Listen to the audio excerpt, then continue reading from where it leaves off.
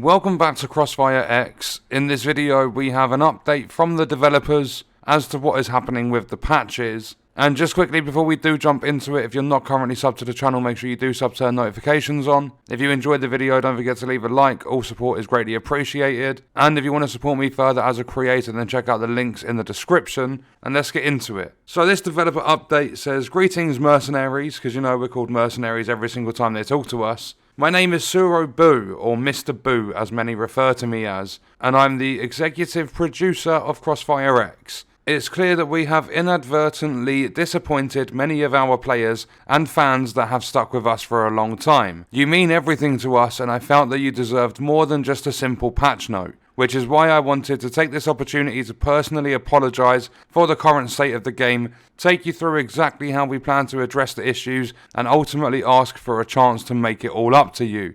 Too little too late, I'm afraid.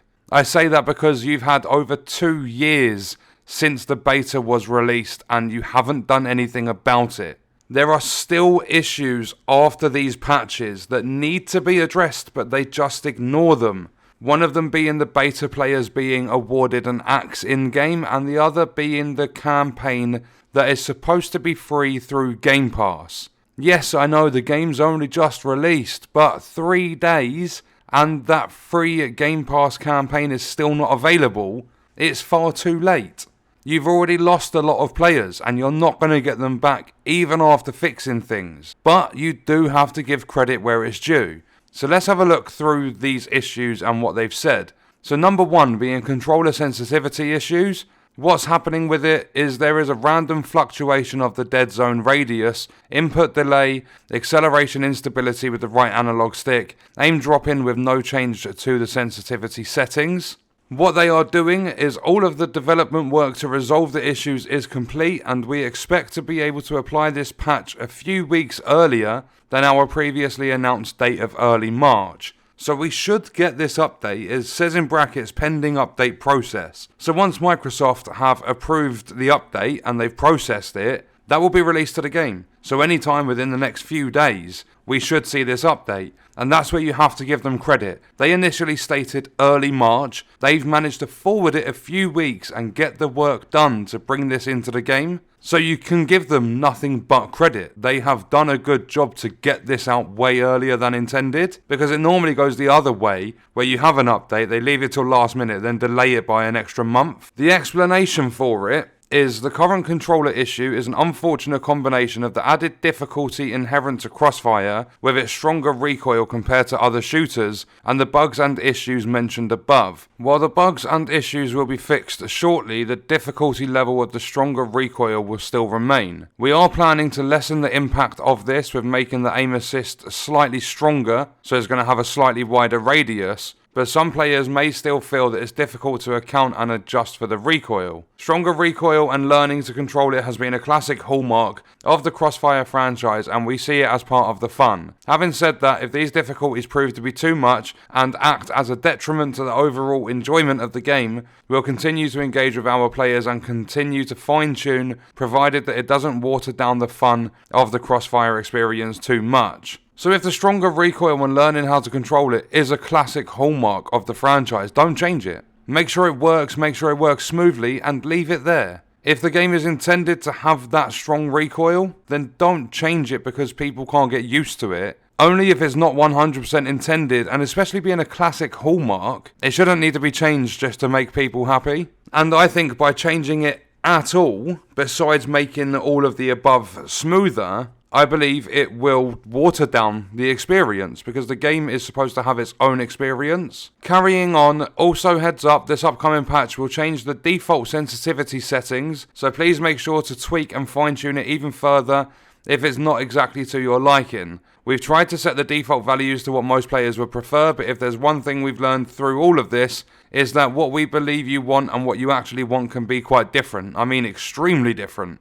This is why we'll still be adding control customization options in our early March update on top of this expedited patch. So they still have a patch coming in early March, or an update coming in early March, but they've managed to forward a few important things a few weeks which is incredible to hear. Even if people don't like the game, it's a load of shit, it's full of microtransactions, it's good that the devs are actually getting this stuff done, instead of sitting around and waiting 6 months to a year. Number 2 is balance improvements for the Boogeyman. What's happening with it? Our current development approach is to implement the kill death streak system on fast-paced maps across our modes. Having said that, the Boogeyman didn't quite go well with GR Tower's map design and ended up being overpowered. What they are doing is to balance this, they'll remove the auto-healing feature, as well as the ability to continue earning growth points when playing as the Boogeyman. This means you'll be seeing them a whole lot less. This will be applied in the expedited patch with the control improvements,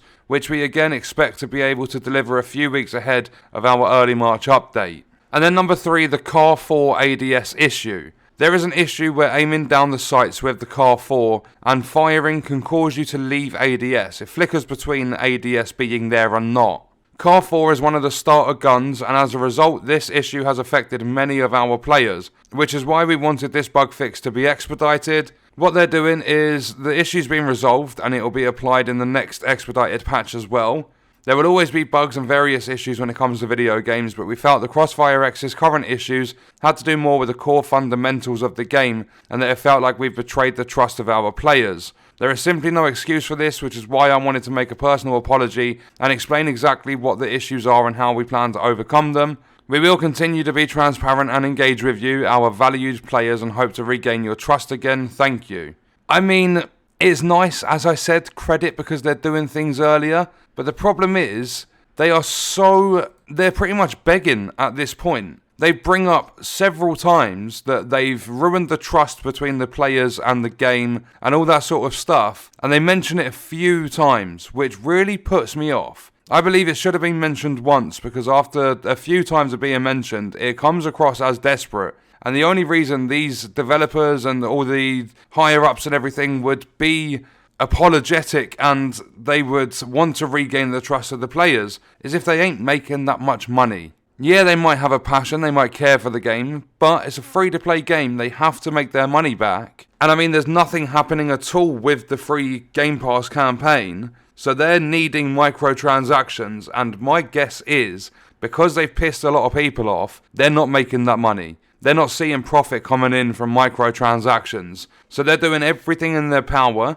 As much as it's appreciated, I don't see the actual passion there, because they're saying that they're going to continue to be transparent, and whilst they've spoken about a few things, they haven't mentioned anything about the maps or anything like that at all in this update. It's just the controller sensitivity issues, the balance improvements for the Boogeyman, and the ADS issue with the Car 4. Their initial patch notes had 6 different topics, or something like that. It was more than 3, and they've only brought up 3 things because people are getting annoyed with these the most. There's not many people talking about one map per mode. There's not many people anymore talking about the campaign for Game Pass. They've kind of just ditched it. So I think this is a desperate attempt to try and retain players and bring some players back. So the only thing we can do at this point is wait until this update does get released and see if it does fix the issues and make it any better to play. But I don't know, I'm still a little bit skeptical. As I said, I totally appreciate it. Credit that they have forwarded these fixes by a few weeks is really, really good. But I do see this as being a desperate attempt to keep players in the game and make more money. They need to make their money back and start making profit. So I feel that this is only being done to bring players back and make players happy, so they increase their chances of microtransaction purchases. But as always, with everything on my channel, it's just my opinion. Let me know your thoughts and stuff in the comments, and I'll see you in the next one. I hope you guys enjoyed it.